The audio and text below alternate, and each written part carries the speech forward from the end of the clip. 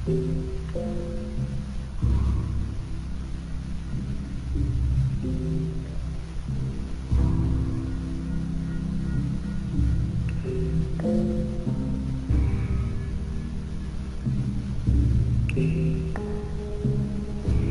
to the Gnostic Warrior radio show and podcast, broadcasting from GnosticWarrior.com in San Diego, California, to around the world.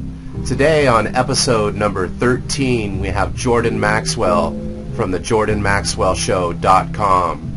Jordan remains today as a foremost scholar in modern esoterica, including the subjects of secret societies, astrotheology, conspiracy theory, and comparative mythology.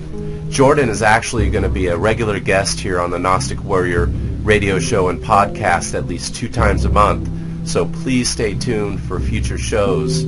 Today we're going to go ahead and talk about religion and astrotheology. And Jordan, you're actually one of the first people that I ever saw put the two together when I started researching, the rabbit hole and conspiracy theories and religion. And I became fascinated on this subject, and it was all new to me. So it's basically astrology, which is the study, of course, of the stars and the planets, with theology, the study of religion. Can you tell us a little bit about that, Jordan?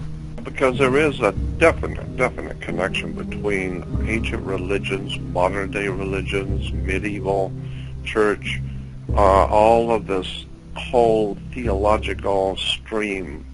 For thousands and thousands of years, mankind has had longings for the universe, would look into the sky and read omens and signs, and so it's always been a part of the nature of the human being to seek wisdom from the stars and seek wisdom from God, etc.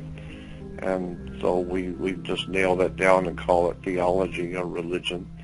But basically all religions and theologies can be traced back to the very beginnings of modern man, going back, 8 to 10,000 years. And the further back you go, the smarter the people were. Jordan, when you say 8 to 10,000 years, sorry to interrupt you, is that as far as history that we have now, stone tablets, stuff like that? Yeah, that's the kind of thing I'm talking about, because I know, gotcha. There's no doubt in my mind that there have been extraordinarily brilliant, incredibly intelligent, high civilizations on this earth for hundreds of millions of years. But I'm talking about the latest epoch, or the latest dispensation, sometimes people call it, the latest, in other words, the newest history that we are aware of. Mankind's not aware that there's been life on this earth, highly intelligent life on this earth for hundreds of millions of years. If not, we're finding artifacts, out-of-place artifacts around the world, which are in strata, which is buried deep beneath the earth, in strata which is said to be 3.5 billion years old. And so we're finding handmade articles and items in strata in the earth that's 3.5 billion years old. Well, what does that tell you? It tells you somebody was here 3.5 billion, with a B, billion years ago. And then when you see the temples and all of the great monumental structures in the oceans of the world, off the coast of Okinawa, are huge temples in the ocean, the Pacific. Off the coast of Cuba, big temples. Off the coast of Florida, there's a pyramid sitting out in the Atlantic Ocean, 10 miles north of the island of Bimini. Pyramids on the ocean, the Atlantic, temples in the oceans of the world, great structures like Machu Picchu and all the ancient temples of the world, high up into the one which is Chichen Itza, which is in, I think it's Peru or Bolivia, but it's so high up, it's above the tree line, it's above the lines that anything grows, and yet there's huge temples up there.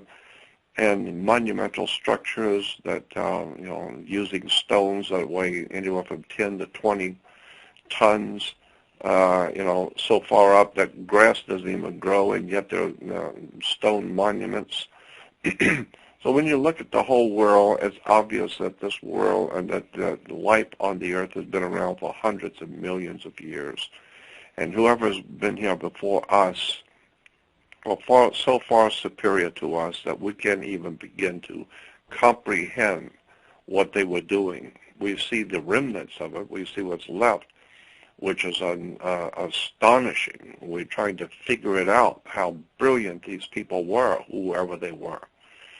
But all of that being said, it just implies that, our understanding in the past, say, 7,000 years that we have, and that we will agree upon that we've been here. That the church says we've been here a little over 6,000 years.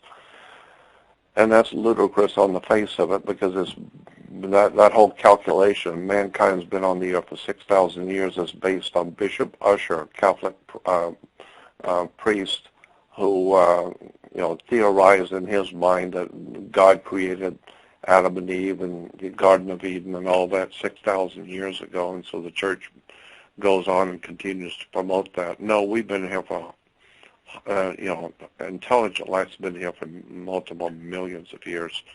But, Jordan, what's your theory as far as the church with religion? They, of course, he who controls history controls the future and the past. That's it. Do you believe that that's basically who's been in control, and there's been somewhat wars of either different species, alien race, Earth race, for thousands of years, and maybe we're coming to the epochs of that, and the people that, of course, are in control now would be the church and various factions? Yeah, you pretty well. Okay. You pretty well nailed it down. That's about it. Yeah, that our religions and the religious concepts and the ideas developed over the thousands of years, I believe, have come from extraterrestrial sources. I don't think we dreamt it up all by ourselves. All of these dark, rituals, blood rituals, human sacrifice, I think this all implies a higher, more demented, demonic presence on the earth that drives humans to do these inhuman things. It's man's inhumanity to man. Well, it's very not human to, when a child is born, to circumcise the child. And logic alone would tell you, if God created a child perfect, then why would you go and do some constructive surgery? And I agree. So. But the point I'm making is that the religions can be traced back to religious beliefs, and the Jewish religion, the Hindu, well, I would say the Jewish, the Christian, and the Islamic religions, the three major religions we call people of the book, is the Jewish, Christian, and Islam are people of the book because their religion relies on a book. And so that would be the Abrahamic religions, correct? Yes, the Abrahamic religions. And then when you discover, as anyone can if you just do some research into the religions of the world, you'll discover that there was no Abraham. He never existed. Therefore, any Abrahamic religion, you better go back and go start all over again, because if there was no Abraham, then what are we talking about when you say Abrahamic religion? Well, the old Abrahamic religion is actually, what we call Abrahamic religion is actually Hindu. It's Brahmin. Brahmin religion gives us Abraham, or Abraham. Abram was his name first in the Bible, and then changed the name from Abram to Abraham. But Abram goes back to Brahmins, the Brahmin priesthood. And that's an extraordinarily interesting research been done on that, quite a bit actually, on tracing the Jewish religion back to Hindu, and tracing the Christian and the Islamic religion back to Hindu. Allah, Yahweh, Jehovah. All of that can be traced back into the old ancient, into the ancient world of the Hindus, into the Indus River Valley, and as it spread through to the Babylonian, Sumerian, Phoenician, Canaanite systems, and given enough time, it spread. And then with the coming of the great empires like Greece and Rome and the British Empire, they pick up all of this stuff and continue to promote it and change it a little bit. It mutates a little bit from time to time between cultures. It mutates. The words change a little bit. But if you go back and just start studying books like Anacalypsis by Godfrey Higgins, study Godfrey Higgins' book, but also Jerome Massey's work, and my goodness, just tons of other great reference works on the evolution of religion and philosophy from the ancient and prehistoric world. So, but all of that religions, as I was going to say to start with, all of these ancient religions all had a similar basis. They all had a common basis.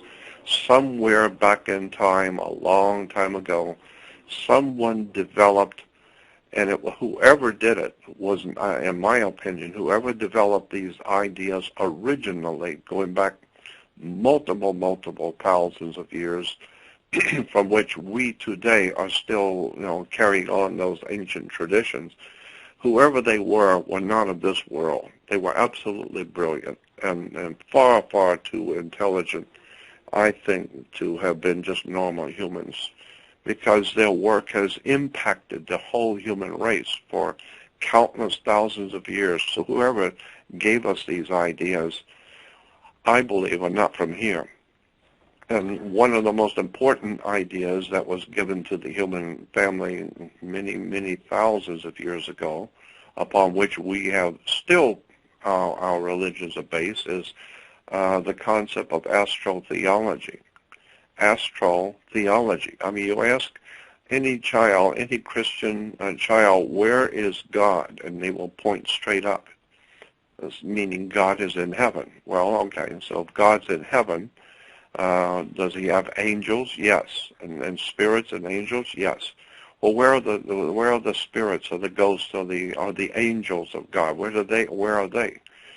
And a baby, even a child, will point straight up. He's in heaven. So the angels are in heaven with God. Well, I hate to tell you this, but anything that's out in heaven, out there, and it has come here, it's smarter than you are, because you haven't gone out there and found it. They found you and they came here. And so, they are extraterrestrial, meaning they're not from this earth. So God was not, from New York, and the angels are not from Cincinnati. They're from Do you out think it's there. almost, is it almost like a fishbowl?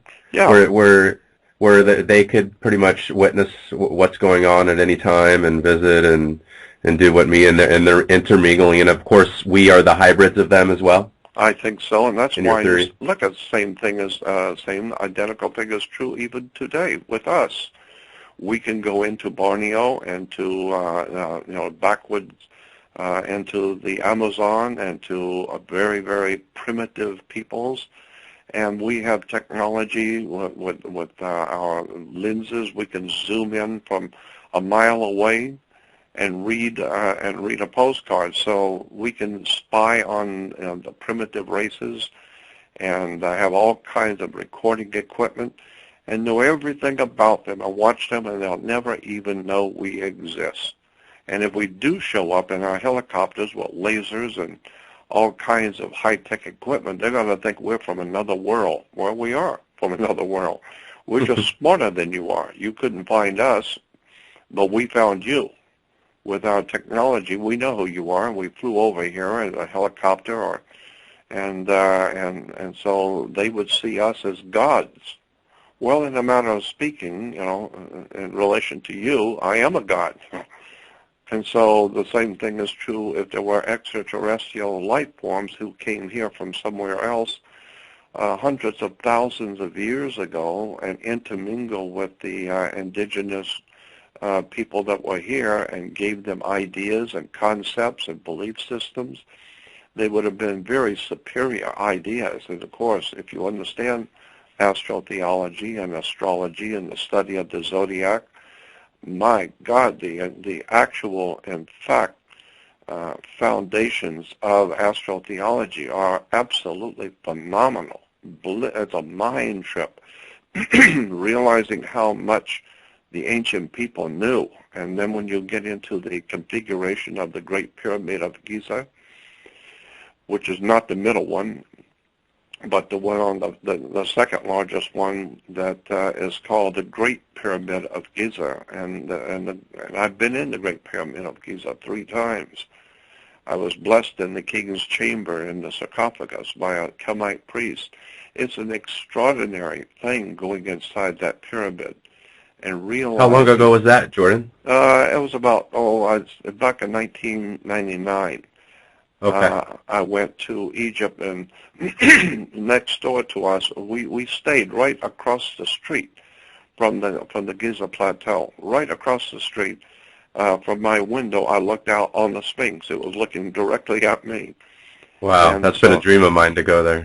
Yeah, it was right there. I mean, with a bow and arrow, you could have hit it because I was right across the street from it. And so at night, we'd go up on the deck on the roof, which was a really nice place, where we were staying. And you could sit out there at night and have dinner and look at the stars, and right in front of you is the Sphinx looking at you.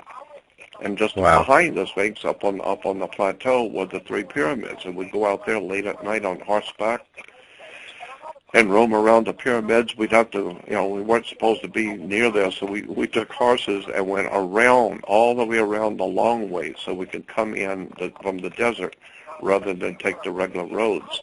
And so we rode out into the pyramids at 2 o'clock in the morning, and it was just an extraordinary adventure with all the stars out and spookiness, and we're right at the base of the Great Pyramid. Wow. And like hey, Jordan, I'm getting I'm getting a little feedback on your side. Actually, it just went away. Okay, go ahead, I'm sorry. Okay. Okay. Maybe it's the spirit playing with us. Yeah, it was a voice. It was a conversation going on, actually. Yeah. I could hear it behind. It was weird, but go ahead, Jordan. I'm sorry. So anyway, I just know that the ideas that were developed thousands of years ago that we call today astrotheology was just divinely intelligent. There's just no way around it.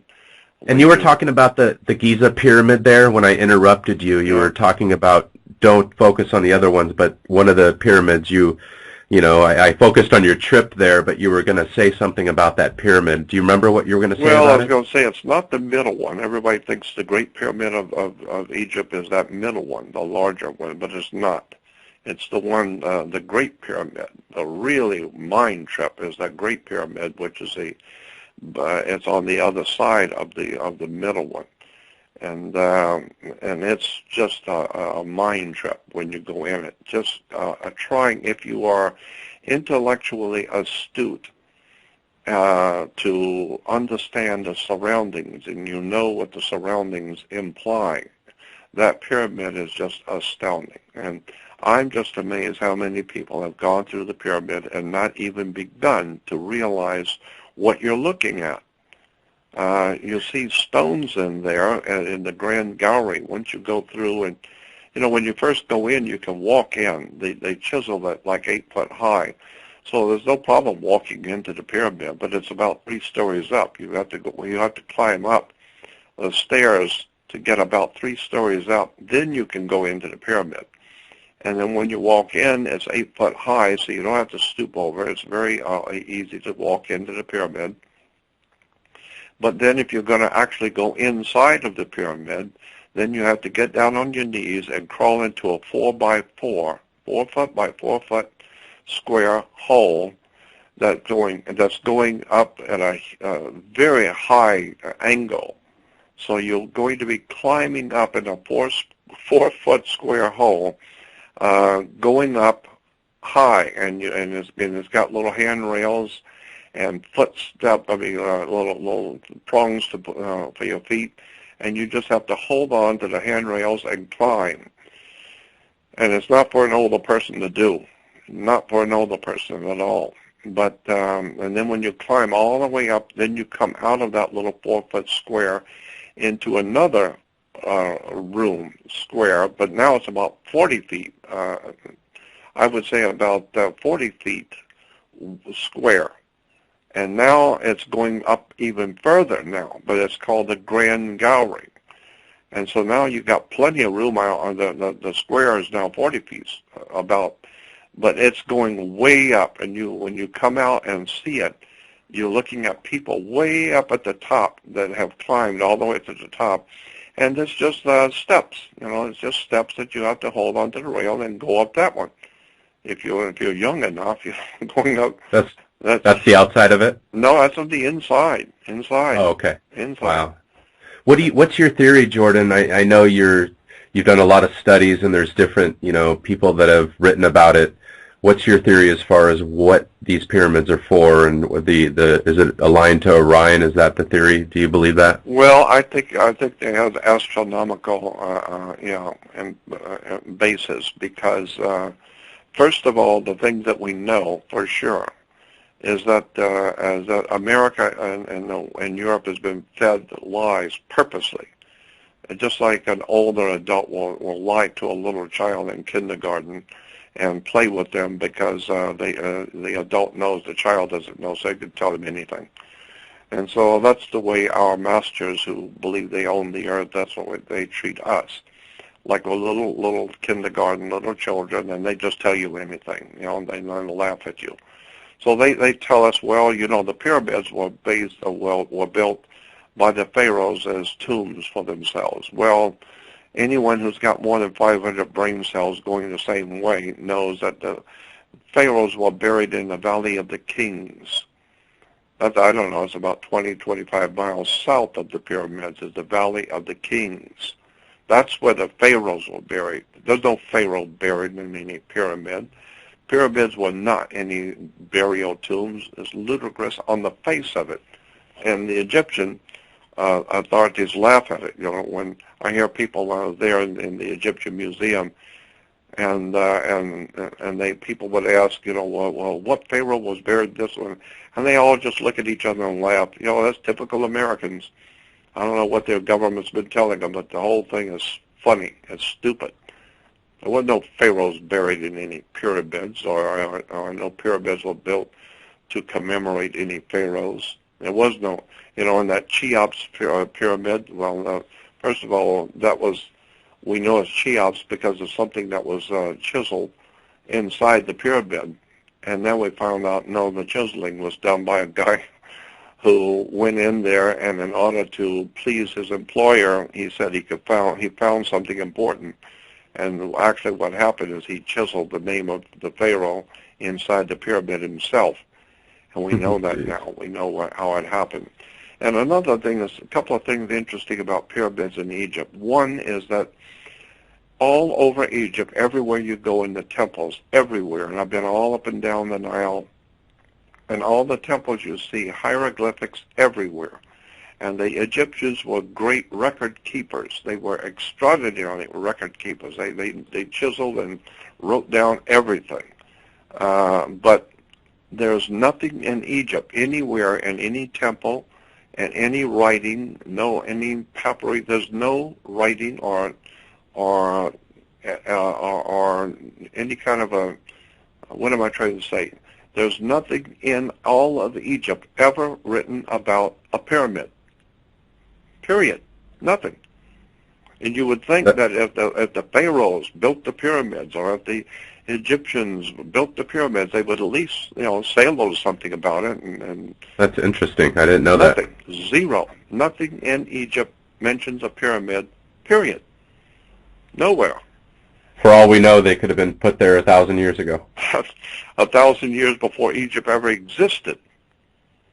Before Egypt even existed. And what's his name? The great Egyptian I can't remember his name now, but philosopher when he was in Egypt back in that time of the ancient Greek Empire, Herodotus.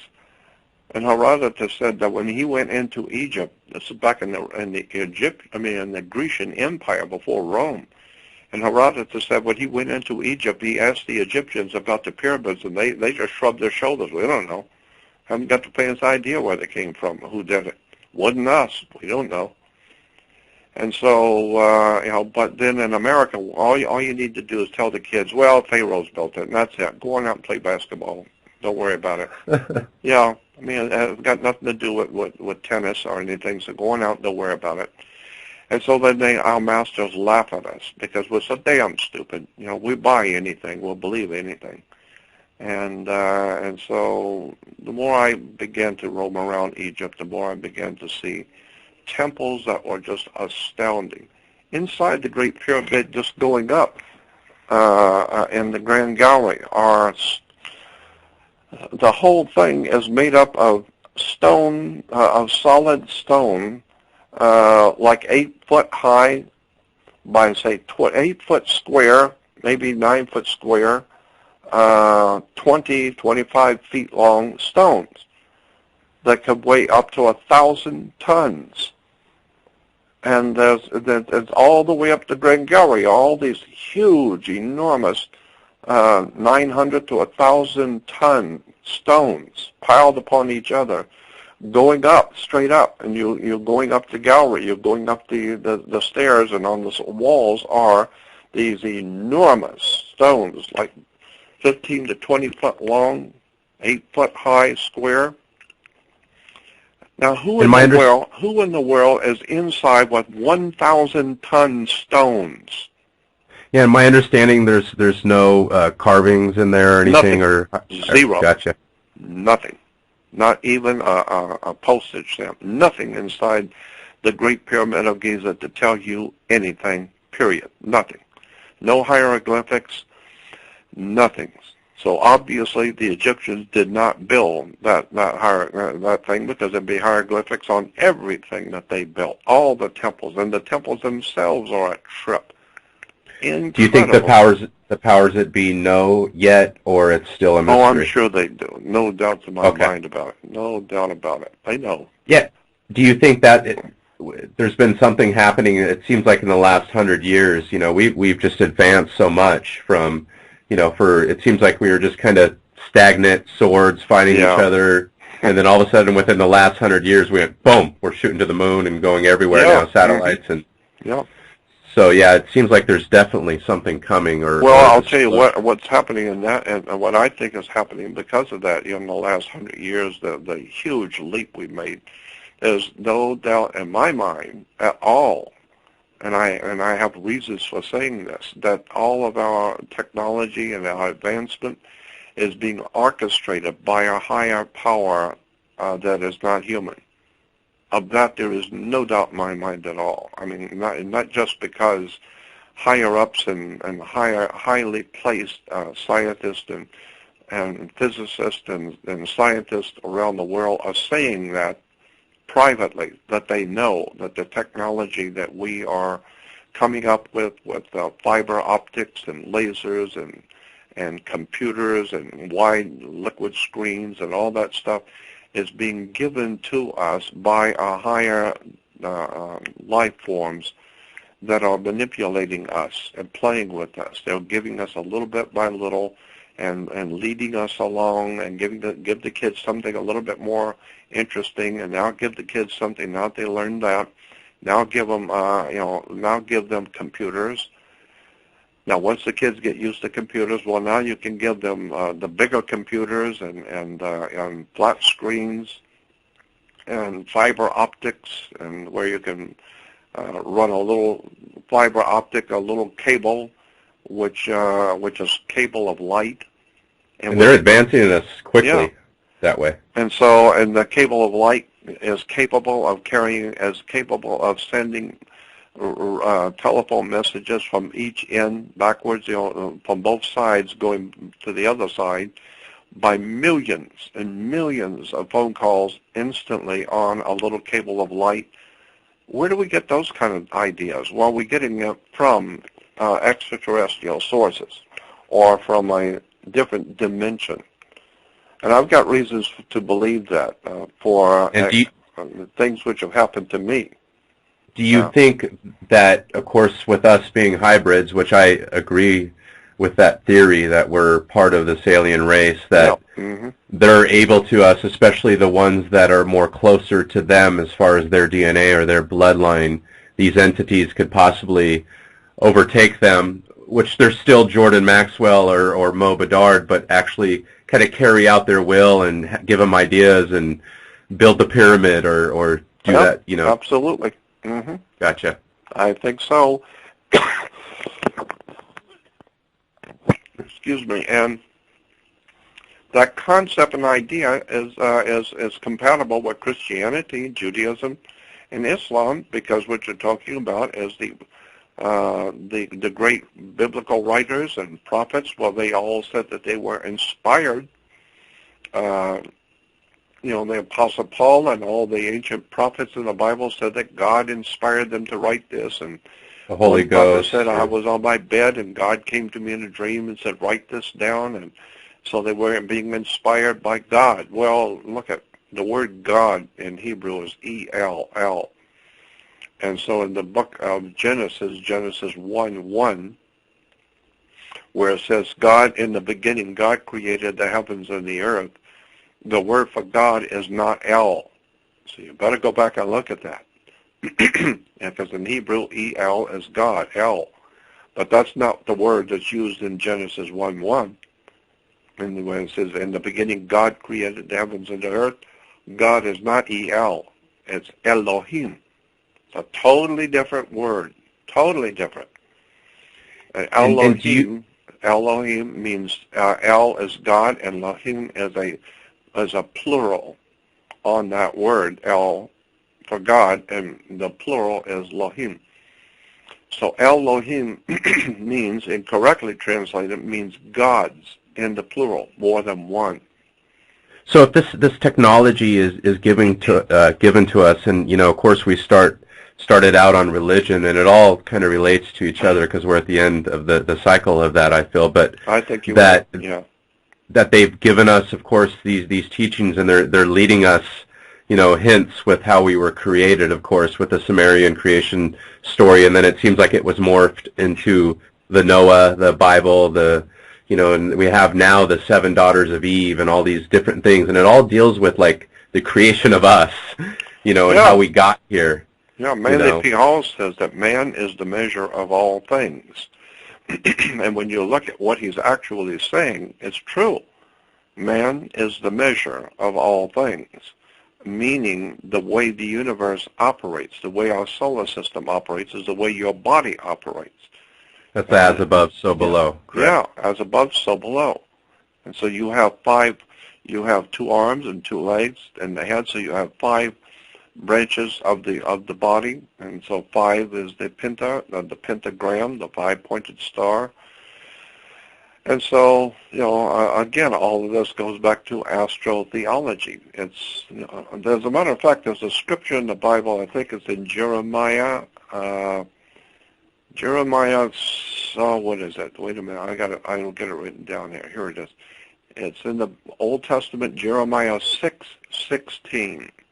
In the Old Testament of the Bible, Jeremiah 6:16 says, God says to his people, go back to the old paths. Your religion is worthless. Go back to the old ways, the old path. I thought, isn't that interesting? Why would they're telling us in the Bible? Yeah, it's in Jeremiah 6:16, where God says your religions are worthless. Go back to the old way. And some Bibles call it the old path. What are you talking about? We're talking about the old mysteries religions. Go back to the old original mystery religions that the ancient prophets knew. Go back to what the ancient ones were teaching, the people who gave you the pyramids and all the great temples of the world and all the incredible calculations and knowledge of the heavens and all the most extraordinarily brilliant stuff of pyramids on the ocean floor and huge temples so high up that nothing grows, but somebody was up there moving around 20 and 30-ton stones, thousands of them. So what they were telling us there in the Bible basically is that, giving us the hint that the religion currently that is everybody's worshiping right now is not truly the true religion. No, that we. Not. That's right. It's a false one. It's a false My understanding, and I don't know if you want to touch on this, it's based on the cult of Isis. Yeah, I would be a bit surprised because all this stuff with the Holy Mother, Jesus being born of a virgin, that's Isis. And the women like to talk about the goddess religion. But the goddess religion is just as corrupt as the Roman male counterpart, with God the Father. Because it was a fertility cult, essentially. It's a fertility correct? cult, of course. And this is why, in the ancient Hindu, the word for God was rain, R-A-I-N. Our word rain comes from a word for the name of God in the Hindu, R-A-I-N. And so the idea was, going back into the ancient Hindu, that God was the Father, and therefore he is impregnating our mother. And so the rain was a sacred fluid coming from the Father, impregnating Mother Nature, Mother Earth. Our mother was being impregnated by God the Father. And so when it rained, that was a sexual act of God creating life, because there's nothing here, and when it rains, everything begins to grow in the Mother Earth, Mother Nature. And so if you're going to be, if you wake up one day and find out your life is a mess, and you want to restart your life and do it right, then you have to be baptized in order to be born again. Well, how were you born to start with in your mother? Well, in your personal mother, biological mother, you came out of your mother's water. Her water broke, and then you came out into life. So if you're going to be born again, you have to go back into your mother's water, Mother Earth, Mother Nature. Go back into a river or a stream of your mother, and be baptized. The word baptized simply means to go back under the water, your mother's water, and come out again. And this time, now you're smart now, and this time you're older. So now change your life and make it worth something. So that's why we say, now we've seen the Lord, we got baptized, and we've been born again. All of these things are all from the ancient and prehistoric world. There's nothing mystical about any of it. It's all very interesting. This used to, of course, I think they used to have, this used to be common knowledge, and they hid it under the veil, which I think the veil of Isis, and that's why, yep. Of course, 99.9% of the people who read the Bible or are Christian, I mean nothing against Christians, but they don't understand exactly what they're praying to or they're reading. And it essentially deals with planets and the history of this brotherhood, of course, that's exactly right. That's what it all amounts to. It all amounts to a secret history written many, many, many countless thousands of years ago by higher intelligences and secret societies and fraternal orders, which are carrying on the wisdom teaching of the most ancient wisdom and ancient knowledge the world has ever known. And most likely, this knowledge that the masters of the earth today are holding are hundreds of thousands of years old, technologies that we don't even begin to understand. Do you think that they've concealed it from mankind, essentially, of course, to kind of build, figuratively that pyramid across the world, Solomon's Temple, where they have control of mankind? Like you said, they could zero in on that tribe in Brazil and pretty much do whatever they want in any Western country. We're all monitored and from A to Z. That's right. Do you think we're at that end game now where they pretty much have it sewn up, and if they want to pretty much end it, they could end it? Totally, absolutely. There's no doubt at all that we are at a particular time where the people, whoever they are, who are guiding the destiny of the human race, have now decided to put the human race under arrest. So the human family on the earth, not just America, but all over the earth, the human family has been put under arrest. And that's the rule of law, essentially, correct? Yeah, intellectually and spiritually and in every other, and physically. Gotcha. So that someone that's not human has decided to subjugate this race and make us subjects like in a prison, and that the whole human family on the earth, the entire human experiment, whatever it is we are, in fact, I don't care what your belief system is about God, but whatever it is that we humans really are and where we came from, or someone is actually attacking this whole experiment called the human family. There's an inquisition going on right now. Inquisition, right, exactly. And the idea is to extract from the human psyche, from the human mind, any ideas about freedom, liberty, justice, honor, decency, holiness, anything that has to do with enhancing the spirit of an individual by lifting up his spirit, educating him to give him something to live for, to understand his creator, to understand the divine principles of the universe, and to begin to really rise up as a divine creation of God. Well, somebody has decided that is not going to work. No, thank you. That's not good for business. All we need today are people who will be in compliance. Just do your job. You don't have to worry about any spiritual stuff. Hell, the pyramids were built by slaves that pulled 30 and 40-ton stones in the sand, so don't worry about it. And they had sand hills that they could pull 30-ton stones in the sand up a hill and build a pyramid. So, how did they get 55 stories up, 5 and 7-ton stones, 55 stories up? It was just as slaves. They just walked up and they climbed up. 55 stories, almost 60 stories up, 7 and 8-ton stones. And how did they get up there? Well, yeah, slaves. You just beat them, and they'll crawl up and take a 7-ton stone up there. So it's ludicrous on the face of it what the human race has been given to understand. It's shameful. It's almost laughable. But in the point of fact that somebody is leading us. Somebody is playing with us, and they're leading us into something, and we are we're too self-centered, egotistical, pompous, arrogant, know-it-all, and so we know everything. We know everything there is to know about everything. Nobody's going to fool us.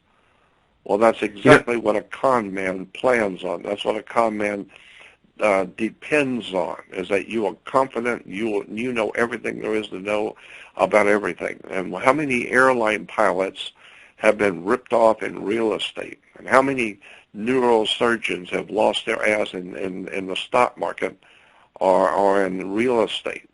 So just because you're smart in one thing, that doesn't mean you know the dark secrets of the world. Yeah, and I mean, I agree, especially when you start studying, this stuff, the occult. You study one thing, and then you start 100 more. 100 more, and you got to watch the information that you study, because everybody's quoting someone else, and sometimes it's wrong. Oh, I know. Yeah. Jordan, as far as, let's kind of play devil's advocate here as far as the information out there. So you have the other side of the coin, which is the first side, is we're the frogs in the pot. They put us under arrest. Mm-hmm. There's an inquisition, a scientifical, pharmaceutical inquisition going on the human race. That's right. And then also at the same time, they're letting us know, so you could almost avoid some of this stuff. It's a weird kind of quandary they're putting us in. It's like, oh, here's the information, here's the government information, they're putting this in your water, they're doing this to your vaccines, and you could actually study this stuff and find actual proof that this is true, and you could avoid it. What's your theory on that? Is it like the survival of the fittest now they're kind of playing with us? I think there's some kind of the only thing that I can come up with is there must be some kind of law in the cosmos, not on Earth, but in the universe. There must be some kind of a law that says if you're going to rip somebody off, you have to tell them. You have to tell them what you're going to do, because it's in even in commerce, even in commercial law. A contract is not a contract if there's not what the lawyers call a meeting of the minds. And so in commercial law, if you sign a contract, but in that contract there were things that the other person didn't tell you, well, then there is no contract. That's the law in commerce. That's just like the mortgage foreclosure crisis. Millions and millions of people didn't understand their mortgage. That's right. They had no knowledge of what it really meant and how it worked, so therefore they lost everything. Well, that's criminal, because you are playing on people's ignorance, and you know that they don't know, so then you just come in and take everything they own, and they don't know. All they know is that that you are in charge. You're in charge. So you took their home, you took their family, you took everything. So they believe that's free will, since you sign there and you're naive enough to sign it and not understand it. That's a free will. They could do what they want. That's right. Mm-hmm. Okay, and a vaccine, if it's free will. If you put that in your children, you don't understand what we're doing to you. You offer them up to us. Boom. Whatever happens, happens. That's right. Yeah, Gotcha. you had a choice, but you decided to go along to get along, like everybody else standing in line to get the shot. And so it's up to you. It's up to you. If you want to go along to get along, like all the other sheep, then don't cry and complain when you find out that we're smarter than you are. And when the cows are all lined up at the factory, going in one at a time. And all the cows know that that's where everybody else is going, so I need to get in line like everybody else, never realizing, once you go past that door, you're dead. You're going to be a hamburger soon. And so that's the way it is with humans. Well, the humans, like the Bible says, we love to crawl on our knees to dictators. It's part of the nature of the humans to love to crawl on their knees to a higher power.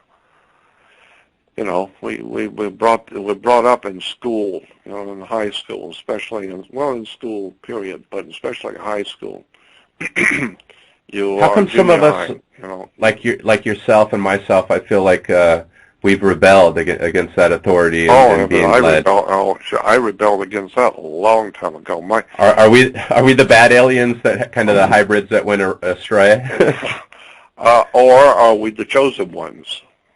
Either or, right? Yeah, who have been called out of the system in order to help our fellow man. Are we the one cow that's telling everybody when they're going in, don't go in there, they're going to kill you? That's an interesting theory, Jordan. Can you talk more about that? Because I kind of believe that too. Because at first I was the fearful cow. Hey guys, look what's going on. They're killing us. They're doing this, and I was just like buying into the fear, and it was kind of controlling me. And then I finally stuck my head up and go, what am I doing? And I started studying what was going on and the purpose of everything. And I saw some. Of course, it's evil and it's dark, and then there was some good, because I see how the human race can be at times. And I've been in situations myself where I've been attacked in a riot and almost killed, because my head was buzzed and they thought I was a skinhead and they just wanted to kill me, and literally 100 people almost killed me like animals. Yep. And I've seen this happen time and time again, and I've seen people flip, they're just animals. And I know if society breaks down, because people say, hey, we don't need government, and that's like, oh, yeah, try not having government, or just the stop signs at the local, what would go on. So it makes me wonder, is there, of course, I don't agree with everything that's going on, but I'm thankful that I could study it and find out and maybe be that chosen one. Well, I know, that and I believe that every time darkness comes on the earth, because it goes in cycles, and every time darkness now dominates the world, dominates the whole earth, that God, so to speak, the great spirit in the universe. And I don't have any problem at all believing God. My big problem is with religion, but spirituality and believing in the divine presence in the universe, a spiritual presence that has created and is wise, and people call it God. I know that God is simply dog spelled backwards, but I do believe that there is some sort of a spiritual presence in the universe, very, very wise and extraordinarily powerful, watching everything and gives to each person what's coming to them. And so I don't have any problem believing in God. But do you think that the powers that be possibly that these teachings at one time were out there and they decided to put them in the veil and conceal them and put a kind of a veiled religion out there, which of course I believe is the cult of Isis, to kind of hide it so they could control man, because man is evil and brothers kill brothers for a throne, brother kill a dad, a dad kills a son. I think that's exactly what happened, and I think that and I understand it well. There's a lot of things which I have been privy to know because of my, by chance, happened to associate with some very powerful people, and they trusted me and gave me knowledge about things which were going on that nobody's heard and that I'm not about to talk about. But I know that kind of knowledge, the really dark stuff, the bottom line, after everything is said and done, the masters who run this world, they know things you have no idea in the world even exist. And therefore, it is not for you. It's on a need-to-know basis. This kind of information is what they say is on a need-to-know basis, and you don't need to know. And why? It's because, like George Carlin said, it's a big club, and you ain't in it. And so the people who are running this planet need to know.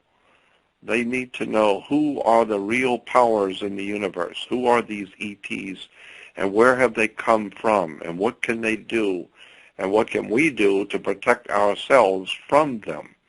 Well, there's nothing you can do to protect yourself from them. They're superior to you. Well, then, if nothing else, let's make friends with them. Let's sue for peace. And so that's what's going on now. And I am totally sure that we are slowly but surely, as humans, being taken over by an alien race, a higher intelligence that is slowly but surely moving us into a place where the whole human race is going to wake up one morning and find out you are now finally caught. Now they've got you. And it's taken a long time because that's the way hunters do it. And I've said so many times that the human race is like the animals out in the Serengeti plains of Africa, out there in the sunshine with their young, and just doing what they do, and just trying to find something to eat and reproduce, and that's all they do. That's all they know. But the lions are organized. There's only a handful of them, but they're organized, and they're deadly, and they're moving in the high grass, and you don't see them. So that's what's going on. I think those lions, symbolically, as a metaphor, are the extraterrestrials, or what the Gnostics call the archons. Some sort of a demonic other world, other dimension, demons, spirit entities, like I said, the archons.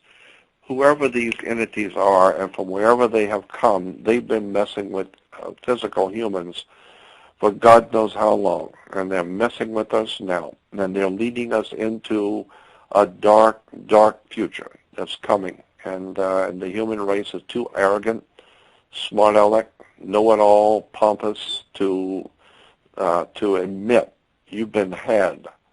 So all this sophistication you think you've got, there are beings in this world that are far superior to anything you could ever hope to be. And you can call them demons or devils or angels or sons of God or watchers. I don't care what you call them. But wherever they've come from, they're far superior to you, and you are in trouble. What do you believe about these stones, the Georgia Guidestones? Do you believe that's kind of also a warning of what they want in the future? Yeah, that's where it's heading. I think so. But I don't really place a whole lot of importance on the Georgia Guidestones. Other than I think that whoever did it must have had a lot of money, and and they know what they were doing, and it's probably the work of a secret society. There's no doubt about that. I mean, it's very secret. The whole thing is very secret. Who did it, and why, and all that stuff. You said, that they put the human race under arrest, and it seems like that now there's a kind of a scientific inquisition going on right now where eventually they're going to get it down, because they have it down to a science. We don't even know exactly what they're doing to us as far as the chemtrails in the air. Oh, yeah, absolutely. The food. Absolutely. They could pretty much morph us to whatever they want and take out the human race. That's right. Mm-hmm. But they're going to obviously save some of the people, so it seems like it's of course they're hitting DNA and specific people possibly, and not certain people. Well, yeah. Well, and I've said this, and you've probably heard me say it many times, but it bears saying again that if you have a 2-story building and you're going to put a lot of weight on the second floor, like printing presses or heavy equipment, the smart thing to do is to go downstairs with the building inspector first, crawl up a ladder, remove the ceiling tiles on the first floor, and look at the foundation of that floor to see if it's going to hold that kind of weight before you go building on it. And so what you're doing is you're standing under the foundation to get an understanding, because that's where the word understand comes from, to stand under what you're building on. And so most people have never stood under any subject at all. They just take what they see and that's it. Just go build on it. No, go downstairs to get understanding.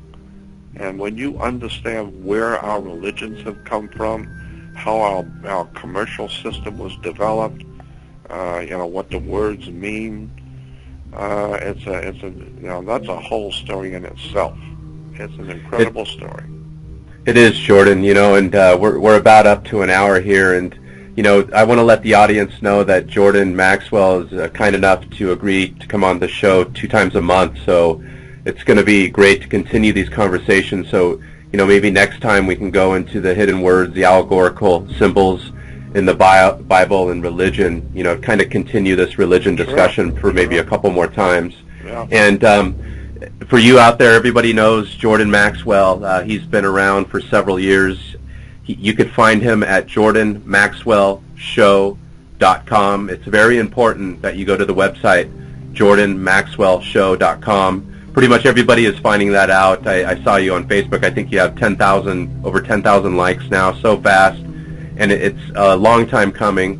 I hope that I know you're battling for your website. I really hope that that comes to fruition. And everybody out there, please send your prayers or your goodwill and your positive vibes towards Jordan, and send him support. You could send him a money order. You can go to his website and donate to him. If you ever want to buy anything from Amazon, please just go to Jordan's website and just click on those links, any kind of books. He's been recommending books. You're doing podcasts 2 times a week now, Jordan? 2 or 3 times a week. And then on the top of the home page is a thing that says a book club or bookstore or something like that. And that's all the books that I highly recommend. And if you want to make a donation to me, you can always email me first. Email me first, and then I will tell you how to do it. So I appreciate that. We can talk later about many things. Yeah, definitely. And if anybody wants to donate to Jordan, they could email me too, and I'll give you his private email. I don't want to give it out right now. And you could contact Jordan through his website, and then he'll actually contact you if he feels that he needs to, and he usually does. And he contacted me that way. So thank you, Jordan. Take care, brother, and I will talk to you soon. Okay, no. Bye-bye. Okay, bye-bye.